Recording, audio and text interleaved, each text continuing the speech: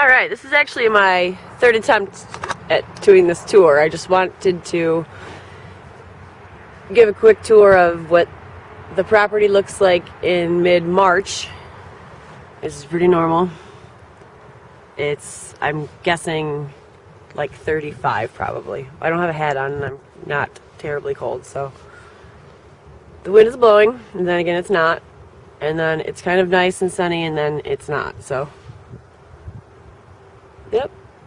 I wanted to do it when it was sunny, but I can't time it properly, so great. It's the tree house over there.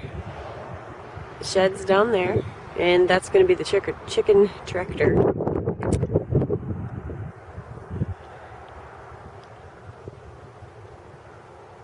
I'm just going to swing down a little bit further in a second, so you see the